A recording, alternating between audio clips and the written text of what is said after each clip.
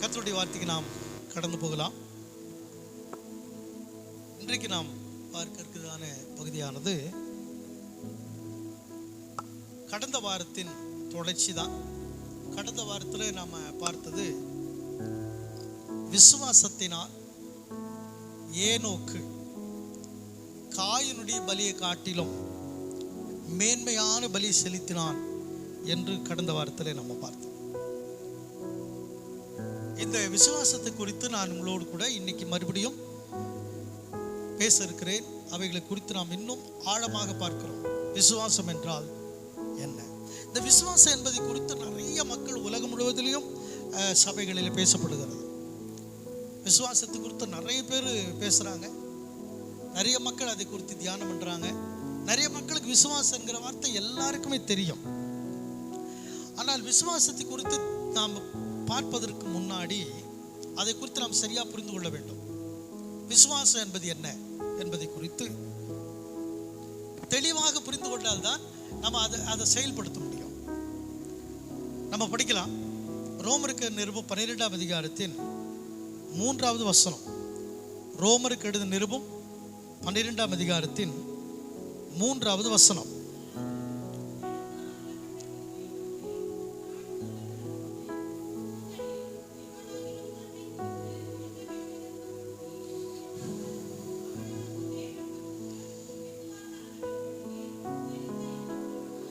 விசுவாசம் என்பதை குறித்து நாம் பார்க்கும் பொழுது தேவன் ஒரு மனுஷனுக்கு அல்லது விசுவாசிக்கு அளந்து கொடுக்கிற அளவு என்று சொல்லப்பட்டிருக்கிறது. விசுவாசம் என்பது ஒரு விசுவாசிகளுக்கு தேவன் அளந்து கொடுக்கிற ஒன்றாக இருக்கிறது. இப்போ ஒரு பணத்தை குறித்து நம்ம பார்க்கலாம். பணம் என்பது நம்ம எல்லாருக்குமே தெரியும். ஆனால் நீங்கள் ஒரு வங்கியில் ஒரு அக்கௌண்ட் வச்சிருக்கிறீங்க. அந்த அக்கௌண்ட்டின் அடிப்படையில் உங்களுக்கு ஏடிஎம் கார்டெல்லாம் கொடுத்துருக்காங்க, செக் புக் கொடுத்துருக்காங்க. அப்போ உங்க வங்கியில் எவ்வளோ வைப்பு தொகை அல்லது அது எவ்வளோ வச்சிருக்கிறன்றது உங்களுக்கு தெரியும். அப்போ நீங்கள் பேங்க்குக்கு போய் பணம் எடுக்கிறதுக்கு முன்னாடி, உங்கள் ஏடிஎம் கார்டை எடுக்கிறதுக்கு முன்னாடி எவ்வளோ பணம் எடுக்க போகிறீங்க என்பது உங்களுக்கு தெரியும். அந்த கார்டை எடுத்து உள்ளே போடும்போது உங்களுக்கு எவ்வளோ பணம் எடுக்க போகிறீங்க, இது 1000 2000 அல்லது 5000 10,000 என்பது ரொம்ப தெளிவாக உங்களுக்கு தெரியும். எடுத்த பிற்பாடு அந்த பணத்தை எதற்கு பயன்படுத்த போகிறீங்க அதுவும் உங்களுக்கு தெரியும். சும்மா பணத்தை எடுத்து பாக்கெட்டில் போட்டுக்க மாட்டீங்க. இன்றைக்கி நான் ஒரு 1000 ரூபாய் எடுக்கிறேன் அப்படின்னு சொன்னால் அந்த 1000 ரூபாய்க்கு உரிய என்னத்துக்காக செலவு பண்ண போகிறோம்? துணி வாங்க போகிறோமா, கடனை கொடுக்க போகிறோமா, அல்லது வீட்டுக்கு தேவையான பொருட்களை வாங்க போகிறோமா, செருப்பு வாங்க போகிறோமா, அல்லது என்ன பொருளை வாங்க போகிறோம் என்பது கட்டாயமாக நீங்கள் தெரிஞ்சிருப்பீங்க. அப்போ எவ்வளோ பணத்துக்கு வாங்க போகிறீங்க, எவ்வளோ பணம் உங்கள் கையில் மீதியாக இருக்கும். அப்போ பணத்தை குறித்து ரொம்ப தெளிவான ஒரு திட்டம் நம்ம எல்லாருக்குமே இருக்குது. எத்தனை பேர்லாம் பேங்க்கில் அக்கௌண்ட் வச்சுருக்கிறீங்களோ அத்தனை பேருக்கும் பணத்தை குறித்து ஒரு டீட்டெயில் உங்களுக்கு தெரியும். அது மாதிரி விசுவாசம் என்பதை குறித்த ஒரு டீட்டெயில், ஒரு விரிவான விளக்கம் நம்ம தெரிஞ்சுக்கணும். எல்லாருக்குள்ளேயும் விசுவாசம் இருக்கு. ஆனால் நம்ம என்ன தெரியாமல் இருக்கிறோம் நிறைய கிறிஸ்தவங்க கேட்டினா, எனக்குள்ள இருக்கிற விசுவாசம் எந்த அளவிற்கு இருக்கிறது, அது தேவன் கொடுத்ததா இல்லை நானே விசுவாசமா இருக்கிறேன் என்று நம்பிக்கொண்டு இருப்பதா என்கிற கேள்வி எழுப்போம். எனக்குள்ள விசுவாசம் முதல்ல இருக்குதா? அப்படி இருக்குமானால் அது தேவன் தந்ததா அல்லது நானாகவே நினைத்து கொண்டிருப்பதா? அல்லது அப்படி விசுவாசம் இருக்குமானால் அதை நான் பயன்படுத்தி இருக்கிறேனா? எதுக்காக நான் பயன்படுத்தி இருக்கிறேனா? எப்படி நம்ம பாக்கெட்டில் பணம் இருந்தால் நம்ம செலவு செய்வோம், அது மாதிரி நமக்குள்ள இருக்கிற விசுவாசத்தை நம்ம எதுக்காக பயன்படுத்தி இருக்கிறோமா? முக்கியமான கேள்வி. நமக்குள்ள விசுவாசம் இருக்குதுன்னு சொல்லுகிறோம், ஆனால் அந்த விசுவாசத்தை நாம எதற்காக பயன்படுத்தி இருக்கிறோம்? ரொம்ப முக்கியமான கேள்வி இல்லையா? எவ்வளவு விசுவாசம் நமக்குள்ள இருக்கிறது? அதாவது how much faith you have to do. எவ்வளவு விசுவாசம் நமக்குள்ள இருக்கிறது? எவ்வளவு விசுவாசத்தை நீங்க பயன்படுத்தி இருக்கிறீங்க?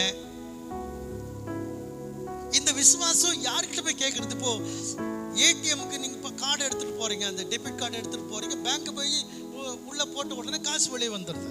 அதே போலதான் விசுவாசத்தை போய் நம்ம யாரிடத்துல பெற்றுக்கொள்ள முடியும்? பதில் வந்து தேவன் தான். நமக்கு விசுவாசத்தை கொடுப்பது தேவன் தான். அப்ப எனக்கு போதுமான அளவிற்கு விசுவாசம் இருக்கிறதா? இந்த கேள்வி எழுப்பாருங்க.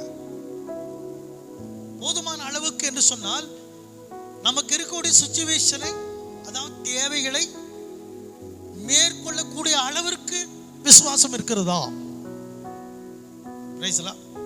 அதாவது ரொம்ப சூழ்நிலை மோசமா இருக்கிறது, தேவைகள் அதிகமா இருக்கிறது, பிரச்சனைகள் அதிகமா இருக்கிறது, வியாதி அதிகமா இருக்கிறது, நெருக்கங்கள் அதிகமா இருக்கிறது, போராட்டங்கள் அதிகமா இருக்கிறது. இவைகளை மேற்கொள்ள தக்க அளவிற்கு ஏற்ற விசுவாசம் உன்னிடத்தில் இருக்கிறதா? Praise the Lord. அல்லேலூயா, அல்லேலூயா. விசுவாசம் உங்களுடைய சூழ்நிலைக்கு ஏற்றவாறு செயல்படுகிறதா?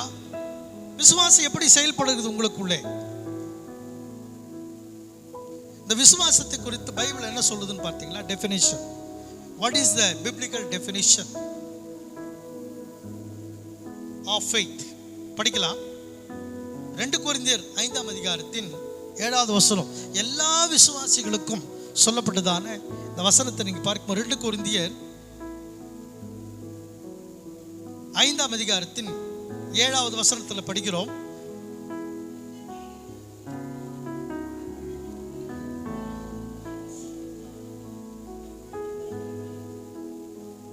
கொரிந்தியர் 5:7 அல்லது 6 ஒருத்தர் படிக்கலாம் பாருங்க. நாம் தரிசித்து நடவாமல் விசுவாசித்து நடக்கிறோம். நாம் தரிசித்து நடவாமல் விசுவாசித்து நடக்கிறோம். தரிசித்தல் என்றால் என்ன? நம்ம ஏதோ ஒரு அடையாளம் நடந்தால்தான் கர்த்தரை நம்புகிறோம். ஏதோ ஒரு அடையாளம் நடந்தால்தான் கர்த்தரை நாம் ஏற்றுக்கொள்கிறோம். ஏதோ ஒரு அடையாளம் நடந்தால்தான் என்று இல்லாமல், விசுவாசம் என்பது என்னவென்று சொன்னால், எது நடந்தாலும் நடக்காவிட்டாலும் நான் தேவனை நம்பி இருக்கிறேன். விசுவாசம் என்பதற்கு இன்னொரு வார்த்தை, கர்த்தரை நான் நம்பி இருக்கிறேன். I trust in God. தேவனை நான் நம்பி இருக்கிறேன். ஆக என்னுடைய வாழ்க்கை எப்படி இருக்கிறது என்று சொன்னால், விசுவாசித்து நான் நடக்கிறேன். கர்த்தர் எனக்கு எல்லாவற்றையும் செய்வார் என்கிற விசுவாசத்தில் தான் விசுவாசிகள் வாழ்க்கை இருக்கிறது. Praise the Lord. அல்லேலூயா. சரி, இந்த விசுவாசம் நமக்கு எப்படி அதை நம்ம நம்முடைய வாழ்க்கையிலே பெற்றுக்கொள்வது, எப்படி நம்முடைய வாழ்க்கைக்கு அது வரும் என்று சொன்னால், வேதம் சொல்லுகிறது, இயேசுவை குறித்த செய்திகளை நீங்கள் கேட்க கேட்க கேட்கதான் விசுவாசம் உங்களுக்குள்ளே வரும். அப்படிதான் வேதம் சொல்கிறோம். ரோமர் 10ஆம் அதிகாரத்தில் 17ஆம் வசனம் படிக்கும் பொழுது, விசுவாசம் என்பது எப்படி உங்களுக்கு கிடைக்கும்? நான் எந்த கடையில் அல்லது எந்த இடத்துல போய் விசுவாசத்தை வாங்கி கொள்வது? நிறைய பேருக்கு மிகப்பெரிய ஒரு சந்தேகம் என்னன்னு கேட்டிங்கன்னா, எப்படிங்க எனக்கு விசுவாசம் வரும்? இப்போ நிறைய பேர் எப்படி யோசிக்கிறாங்க, விசுவாசம் வருவதற்கு நல்ல ஒரு பெரிய ஜனங்க நிறைய கூட்டம் இருந்தால் அங்கே போய் நம்ம தலையை கொடுத்து அந்த ஐயா கிட்ட ஜெபம் பண்ணிக்கிட்டோம்னா நமக்கு விசுவாசம் வந்துடும் அப்படின்னு நினைக்கிறாங்க இல்லையா? ஆனால் வேதாகமும் பிப்ளிக்கல் டெஃபினேஷன், வேதாகமத்தினோட விளக்குறை அப்படி இல்லை. வேதாகமம் என்ன சொல்லுதுன்னு பார்த்தீங்கன்னாக்கா, விசுவாசம் நமக்கு எப்படி வருமா? ரோமர் 10:17 வாசிக்கிறோம்.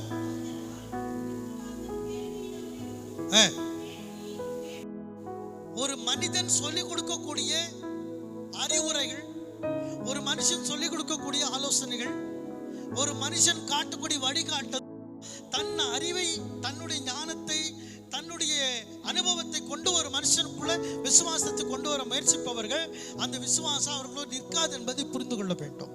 தேவனுடைய பலத்தினால் தான் விசுவாசம் நிற்கும். ஆமென் சொல்லுமா? சரி, ஒரு மனிதனுக்குள் விசுவாசம் இருக்கிறது இல்லை என்பது நமக்கு எப்படி தெரியும்? இப்போ நாம் சபைக்குள்ள வரோம், இயேசுவை நம்புகிறோம், பாட்டு பாடுறோம், ஜெபம் பண்ணுறோம், ஊழியங்களை கூட செய்கிறோம். ஆனால் நமக்குள்ள விசுவாசம் இருப்பது என்பது எப்படி தெரியும், எப்படி வெளியில் வரும் என்று சொன்னால், செய்கைகளின் மூலமாக. வாசிக்கலாம். யாக்கோபின் புஸ்தகம் 2ஆம் அதிகாரத்தின் 26வது வசனத்தில் என்ன சொல்றார் கேட்டீங்கன்னா, விசுவாசமானது செயல்பட வேண்டும். படிக்கலாம்.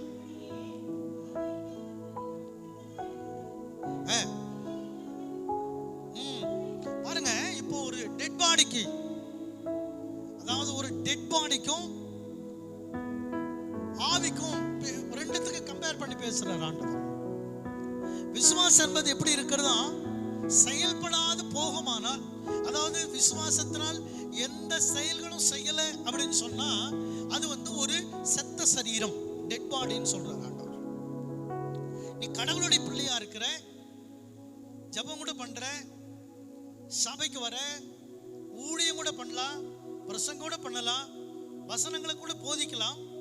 ஆனால் உனக்குள்ளே இருக்கிற விசுவாசம் கிரியைகள் இல்லாமல் இருக்குமானால் அந்த விசுவாசமானது மரித்து போய் விட்டது என்று வேதம் சொல்லுகிறது. பாருங்க, விசுவாசம் கிரியைகள் இல்லாது இருக்குமானால் அது தன்னில் தானது என்னவாயிருக்கும், செத்ததாயிருக்கும். அப்ப விசுவாசத்தின் கிரியைகள் என்னங்க? விசுவாசம் இருந்தா என்ன பண்ணுவோம்? நம்ம உயிரோடு இருந்தா என்னென்ன பண்ணுவோம் அதெல்லாம் செய்வோம்.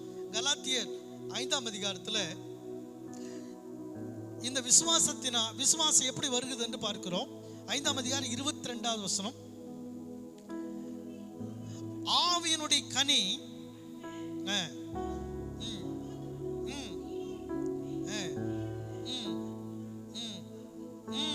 என்னதுங்களா? ஆவின் கனிகளில் ஒன்று பார்த்தீங்களா, விசுவாசம் என்று சொல்லுகிறார். ஹல்லேலூயா, ஹல்லேலூயா. ஆவின் கனியில ஒன்று விசுவாசம். விசுவாசம் என்பது வரங்களாகவும் பேசப்படுகிறது, கனியாகவும் பேசப்படுகிறது. அப்ப விசுவாசம் வரமும் இல்லாம கனியும் இல்லாம இருக்குமானால் அவர்கள் விசுவாசத்திற்கு விரோதமான வாழ்க்கை வாழ்கிறவர்கள் என்பது அர்த்தமாகும். நான் உங்களுக்கு சொல்றேன், இன்னும் கூட தெளிவா நான் உங்களுக்கு சொல்றேன். அந்த வசனம் என்ன சொல்லு பார்த்தீங்கன்னா, படிக்கிறோம், தொடர்ந்து படிக்கிறோம், படிங்க பாருங்க. விசுவாசம், so when you are faithful to someone, you hold on unwavering commitment to that person. அதாவது நம்ம ஒருத்தரை நம்பி இருப்போம், ஆனால் அவர் மேல முழுமையான நம்பிக்கை இருக்குமானால் நம்முடைய இருதயம், நம்முடைய நம்பிக்கை அசையாமல் இருக்க வேண்டும். அப்படி அசையுமானால் அது நம்பிக்கை இல்லாமல் போய்விடும். அதே போல்தான் தேவனை நம்பக்கூடியவர்கள், தேவன் மேல் விசுவாசமா இருக்கிறவர்கள் கொஞ்சமும் அசைவில்லாமல், கொஞ்சமும் சந்தேகப்படாமல் விசுவாசமா நம்ம இருக்க வேண்டும். அப்படி கொஞ்சம் சந்தேகப்படுவோமானால் நம்ம என்ன நடக்கும் அப்படின்னு பார்த்தீங்களா, கட்டாயமாக நாம் அவரை நம்பலன்னு அர்த்தமாயிடும். படிக்கிறோம் யாக்கோபின் புஸ்தகம் 2ஆம் அதிகாரத்தில் மறுபடியும் 19வது வசனத்தை பாருங்க. தேவன் ஒருவர் உண்டு என்று நம்புகிறாய், அது நல்லது. பிசாசுகள் கூட விசுவாசித்து நடுங்குகின்றன. நாங்க தேவனுக்கு பயப்படுறோங்க. எல்லாரும் காமனா சொல்ற வார்த்தை, ஐயா நான் சர்ச்சுக்கு வரலன்னா கூட பாஸ்டர் நான் கர்த்தருக்கு பயந்து நடக்கிறேன் பாஸ்டர். அது சாத்தான் கூட பயந்து தான் நடக்கும். நாங்க சர்ச்சுக்கு வரலாம் கூட, ஐயா இன்னைக்கு ரொம்ப முக்கியமான வேலையா சர்ச்சுக்கு போயிட்டோம், நாங்க வெளியே போயிட்டோம் ஐயா, ஆனாலும் கர்த்தர் எங்க உள்ளத்துல இருக்கிறார். சாத்தான் செய்யற வேலை அது. நீ சொல்ற பதில் சாத்தானுடைய பதில், அது பிசாசு பதில் அது. ஆனா வேதம் என்ன சொல்லுதுன்னா, நீ கர்த்தருக்கு பயப்படுவாயானால் அது கிரியைகளிலே வெளிப்பட வேண்டும். ஏன்னா சாத்தான் கூட பயந்து நடுங்குமே. படிங்க வசனம், படிக்க 2:19 படிக்கிறோம். யாக்கோபு 2:19 நல்லதுதான். பார்த்தீங்களா, பிசாசுகள் கூட என்ன செய்கிறது, விசுவாசித்து நடுங்குகின்றது. ஆனால் என்ன செய்யாத, நம்மளோடு சேர்ந்து ஆராதனை செய்யுமா, பாட்டு பாடுமா, ஜெபம் பண்ணுமா, பரிசுத்த வாழ்க்கை வாழுமா, எனக்கு ஊழியம் செய்யுமா, அன்பு கூறுமா. சாத்தானுடைய வேலை என்ன தெரியுங்களா? எத்தனை பேருக்கு தெரியும் சாத்தான் என்ன செய்யும்?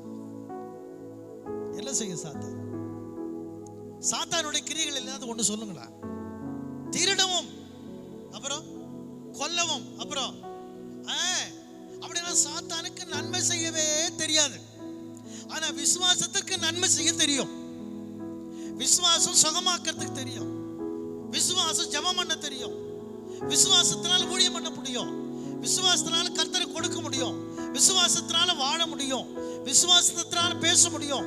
விசுவாசம் பல காரியங்களை, நன்மையான காரியங்களை செய்யும். போதிக்கிறார் என்று பாருங்கள். விசுவாசத்தை குறித்து கர்த்தராகிய இயேசு என்ன போதிக்கிறார் என்பதை பாருங்கள். மத்தேயு சுவிசேஷம் 17ஆம் அதிகாரத்தின் 20வது வசனத்தை ஒருவர் படிக்கலாம்.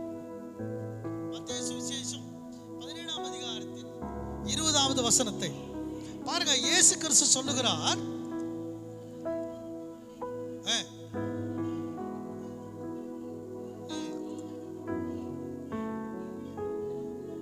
அதுக்கு மேல உள்ள வசனத்தை படிங்க. 19ஆம் வசனத்தை. சீஷர்கள் இயேசுவிடத்தில் வந்து சொல்றாங்க, படிங்க பாருங்க. இயேசுவிடத்துல சீஷர்கள் ஒரு கேள்வி கேட்கிறாங்க, இயேசுவே, நாங்க எங்களால ஏன் பிசாசை ஒரு மனுஷனிடத்துல இருந்து வெளியே அனுப்ப முடியலையே, அதுக்கு காரணம் என்ன? பிரைஸ் தி லார்ட் சொல்லுவோமா? கரங்களை உயர்த்தி சொல்லுவோம். அல்லேலூயா.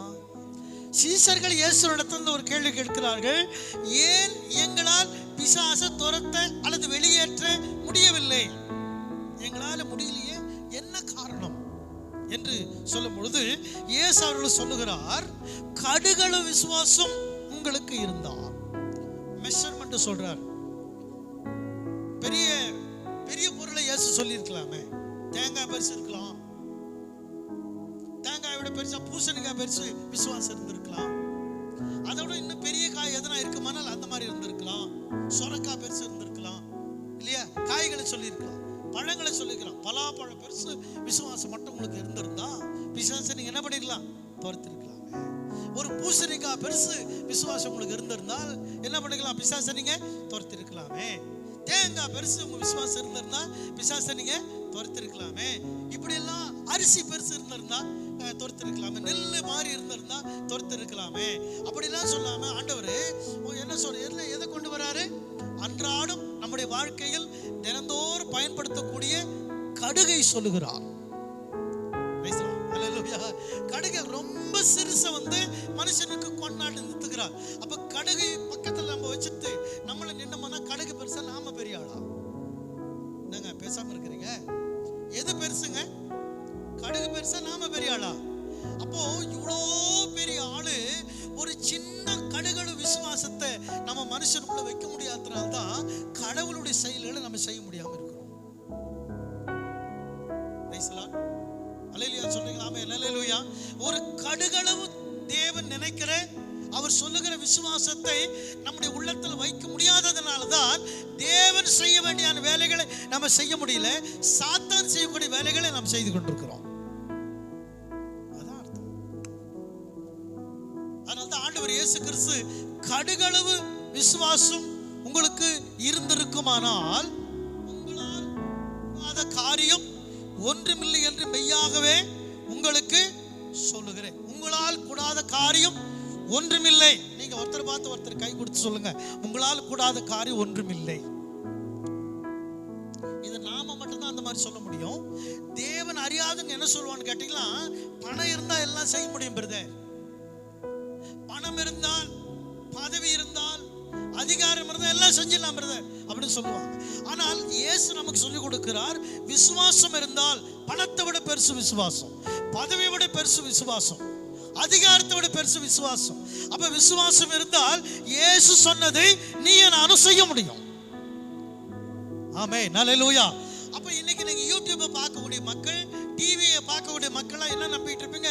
பணம் மட்டும் இருந்துட்டு ஐயா நான் பெரிய ஊழியத்தை செஞ்சிருவேன், பணம் மட்டும் இருந்துட்டு ஐயா நிறைய இடங்களுக்கு போய் நான் ஊழியம் பண்ணுவேன், நிறைய வேலைகளை செஞ்சிருப்பேன் நம்ம சொல்லுவோம். ஆனால் இயேசு சொல்லிக் கொடுத்தது பணம் இருந்தால் என்று சொல்லிக் கொடுக்கல, பதவி இருந்தால் என்று சொல்லிக் கொடுக்கல, அதிகாரம் இருந்தால் என்று சொல்லிக் கொடுக்கல. விசுவாசம் இருந்தால் உன்னால் செய்யக்கூடாத காரியம் ஒன்றுமில்லை என்று இயேசு சொல்லிக் கொடுத்தார். நிறைய பேர் அது நினைவு கூற முடியல, அது ஏற்றுக்கொள்ள முடியல, செயல்பட முடியல. இயேசுவின் போதனைகள் பின்னுக்கு தள்ளைப்பட்டு மனுஷனுடைய போதனைகள் எல்லாம் முன்னாடி நிற்கிறது. பணம் சேர்ப்பதில் குறியா இருக்கிறோம், பணம் வாங்குவதில் குறியா இருக்கிறோம், பதவி வாங்குவதில் குறியா இருக்கிறோம், அதிகாரம் வருவதற்கு குறியா இருக்கிறோம், அதற்கு எது வேண்டுமானாலும் செய்கிறோம். ஆனால் இயேசு சொன்னார், நீ விசுவாசம் உனக்குள்ள கடுகளும் இருக்குமானால் உன்னால் கூடாத காரியம் ஒன்றுமே இல்லை. அல்லேலூயா.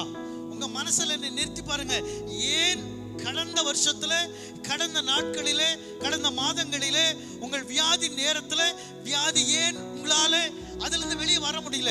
வறுமையிலிருந்து ஏன் வர முடியல? பிரச்சனைகளிலிருந்து ஏன் வெளியே வர முடியல? ஏன் தடைகளை விட்டு வெளியே வர முடியல? பாவ வாழ்க்கையிலிருந்து ஏன் வெளியே வர முடியல? ஏன் ஆண்டவரே பாவத்தை என்னால் மேற்கொள்ள முடியவில்லை என்கிற ஒரு கேள்வி நீங்க ஆண்டவரிடத்தில் கேட்பீர்களானால் அவர் உங்களுக்கு சொல்லுவார், கடுகளவு விசுவாசம் உனக்கு இருந்திருந்தால் நீ அதை மேற்கொண்டு இருப்பாய். உன் வாழ்க்கை நேரம் மாறி இருக்கும், கனி உள்ளதாய் மாறி இருக்கும், சுகமுள்ளதாய் மாறி இருக்கும், விடுதலையோடு வாழ்ந்திருப்பாய். கடன் இல்லாத ஒரு வாழ்க்கை உனக்கு இருந்திருக்கும். ஏன் கடங்காரனா இருக்கிறோம்? தேவனுடைய ஜனங்கள் ஏங்க கடங்காரனா இருக்கிறோம்? காரணம் விசுவாசம் இல்லாமல் கடன் வாங்குவது, விசுவாசம் இல்லாமல் போய் நாம் என்ன செய்வது? பல்வேறான காரியங்களில் தலையிட்டுக் கொள்வது. இயேசு சொல்லுகிறார், உண்ணாமல் முடியாமல் போனதற்கு காரணம் உன் அவிசுவாசம், உன் குறைவு, உனக்குள்ள இருக்கிற. அப்ப எப்படிப்பட்ட ஒரு விசுவாசம் இருக்க வேண்டும் என்று சொல்லுகிறார். மத்தேயு 20ஆம் அதிகாரத்தில் 21வது வசனத்துல இயேசு பேசுகிறார். எப்படிப்பட்ட ஒரு விசுவாசம்? கடுகளவு மட்டுமல்ல. அந்த விசுவாசம் குறித்து இயேசு பேசும்போது என்ன பேசுகிறார்? எவ்வளவேனும் சந்தேகப்படாமல். வார்த்தையை வாசிக்கலாம், வார்த்தையை வாசிப்போம். மத்தேயு 20:21. எவ்வளவேனும் சந்தேகப்படாமல் நீ விசுவாசித்தால், படிங்க.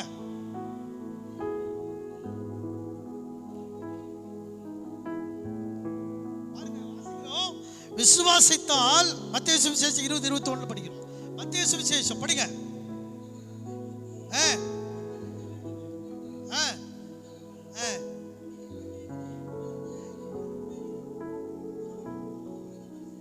லூக்கா 17:6 வாசிங்க.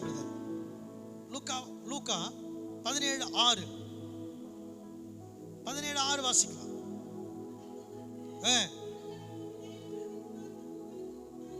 ஆமென்.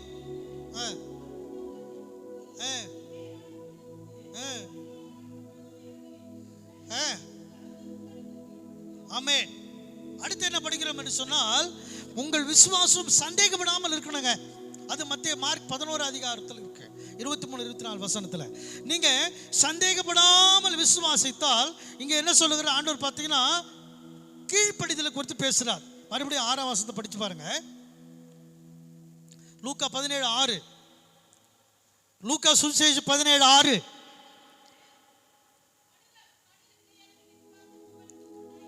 ஆமென். பாருங்க, காட்டத்து மரத்தை பார்த்து நீ வேரோடு பிடுங்குண்டு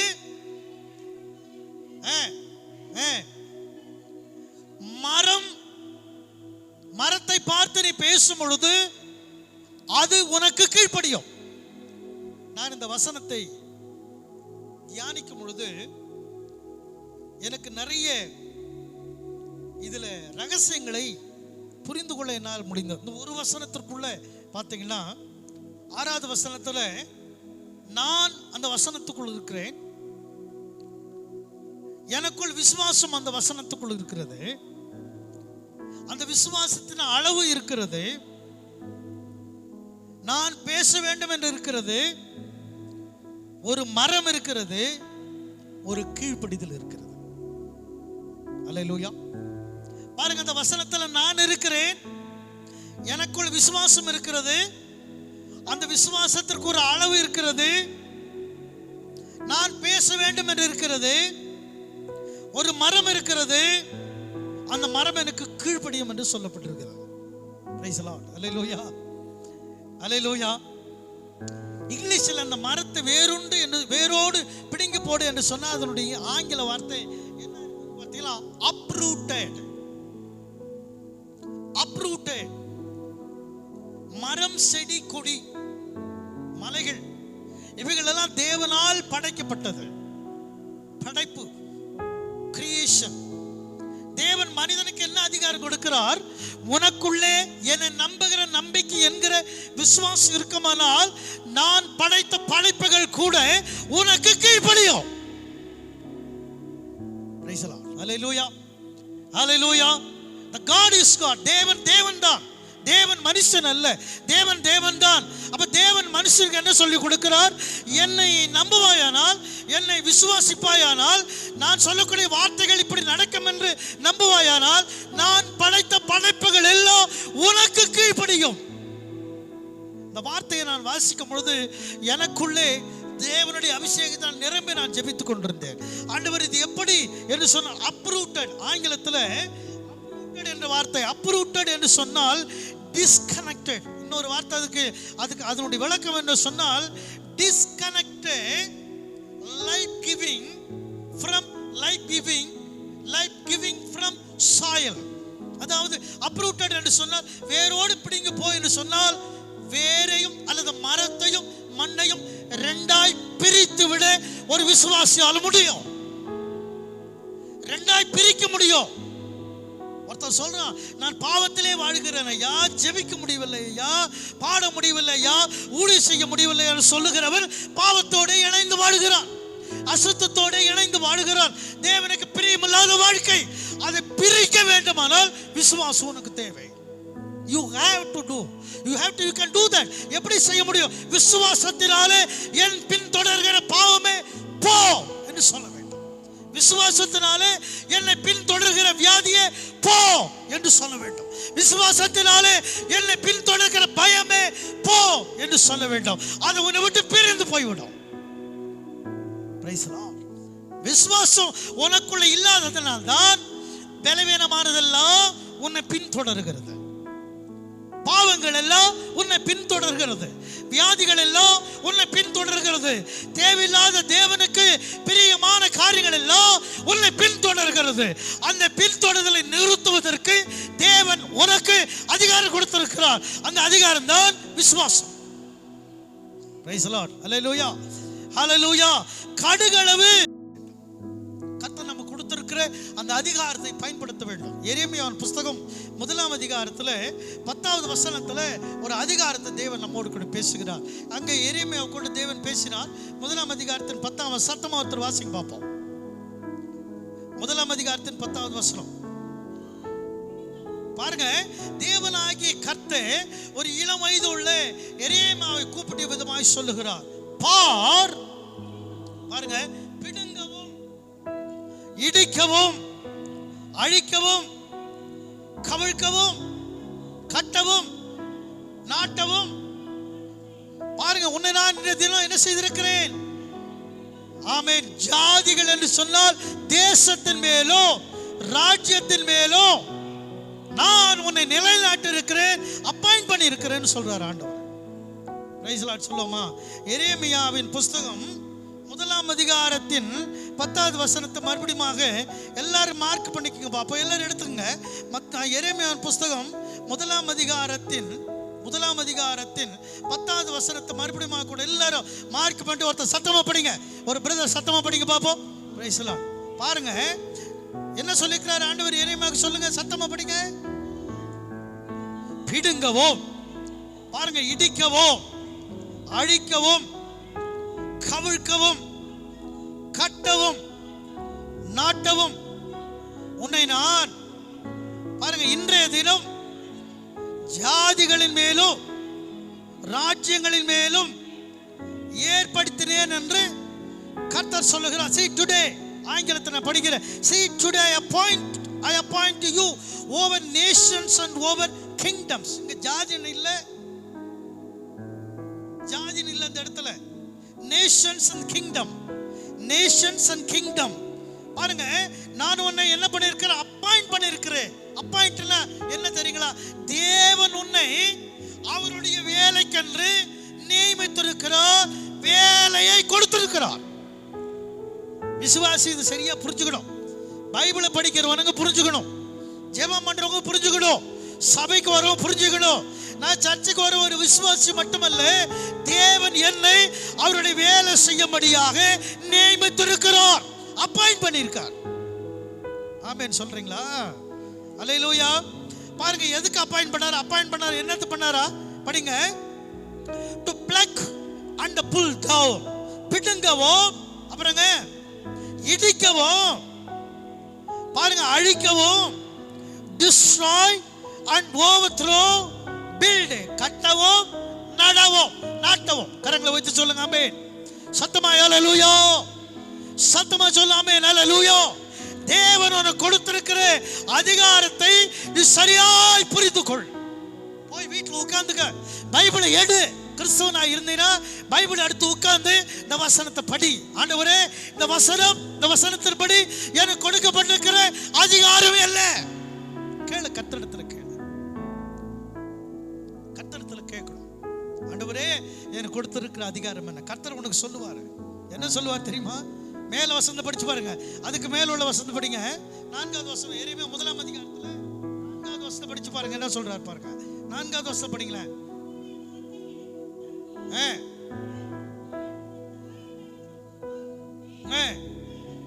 ஆமென், ஆமென், ஹல்லேலூயா. 8ஆம் வசனத்துல ரொம்ப அழகா இருக்குங்க. 8ஆம் வசனத்தை படிங்களா. 8ஆம் வசனம், நீ பயப்பட வேண்டாம். யாருக்கு பயப்பட வேண்டாம்? நான் உன்னோடு கூட இருக்கிறேன். நான் உன்னுடனே கூட இருக்கிறேன். பிரைஸ் லார்ட், ஹல்லேலூயா.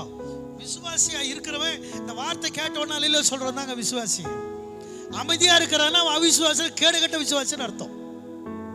இந்த வார்த்தை கேட்ட உடனே அவனுக்குள்ள பொங்கிடும், ஆமா ஆண்டவரே, இயேசு என்னோடு இருக்கிறார்,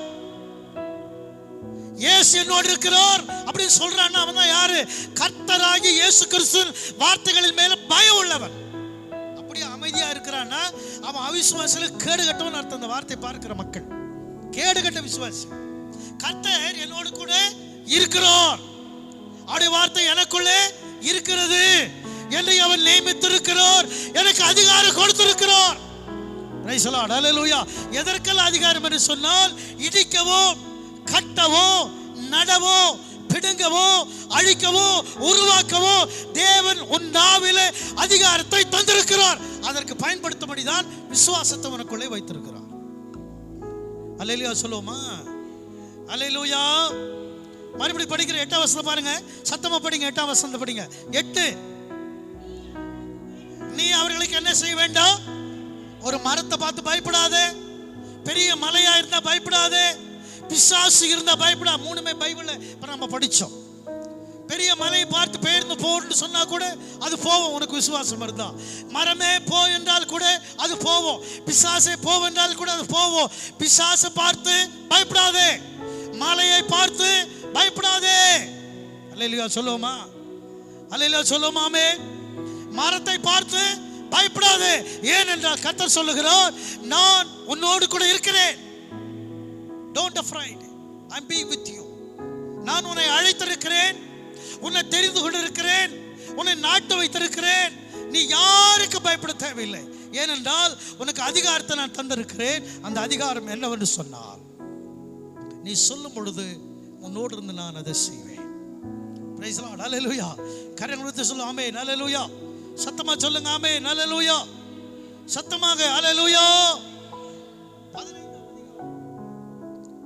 15ஆம் அதிகாரம் யோவான் சுவிசேஷம் 13-14 வசனங்களை படிக்கலாம்.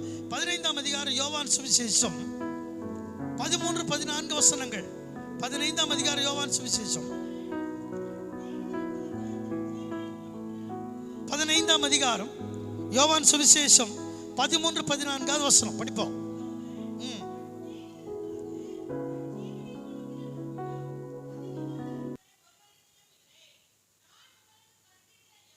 ஆமென், ஆமென். படிங்க. ஆமென். 15ஆம் அதிகாரத்தில் இன்னொரு வார்த்தை இருக்கிறதுங்க. அது என்னன்னா, என் பிதா நடாத நாற்றெல்லாம் வேரோடே பிடுங்கப்படும் என்று வார்த்தை இருக்கிறது. என் பிதா நடாத நாற்றெல்லாம் வேரோடே பிடுங்கப்படும். சில சமயங்களில் சபையிலிருந்து ஆத்துமாக்கள் வெளியே போயிட்டான்னா பாஸ்டர் நினைக்கிறது என்னன்னா, ஏன் ஆண்டவரே என்னை விட்டு போயிட்டாங்க, என் மேலே தப்பா, என் மனைவி மேலே தப்பா, ஆண்டவரே போதனையில் தப்பா, இல்லை ஆண்டவர் என்ன நடந்து போச்சு தெரியலையே. விசுவாசிகள் எல்லாம் கூடி கூடி பேசுவா, பாஸ்டர் சரியில்லை போலகுது, பாஸ்டர் அம்மா சரியில்லை போலகுது, சர்ச்சில் போதனை சரியில்லை போது சபை விட்டு போயிட்டான். ஆனால் இன்னைக்கு கர்த்தர் காலையில் என்னோடு பேசினா, பரிசுத்தவான்கள் முழங்கால் படியிட்டு மணிக்கணக்கில் ஜெபிக்கும் பொழுது கர்த்தர் மாற்றி போடுவார். பரிசுத்தவான்கள் பரிசுத்தவான்கள் தான் போய் ஆலோசனை கேட்கணும். நீ அசுத்தமுள்ள ஒரு மனுஷங்கிட்ட போய் கேட்டேன்னு வச்சுக்க, உன் விசுவாசத்திற்கு விரோதமான ஆலோசனை கொடுப்பான், உன் நம்பிக்கைக்கு விரோதமான ஆலோசனை கொடுப்பான், உன்னுடைய பரிசுத்தத்துக்கு விரோதமான ஆலோசனை கொடுப்பான். ஆகவே வேதம் சொல்லுகிறது,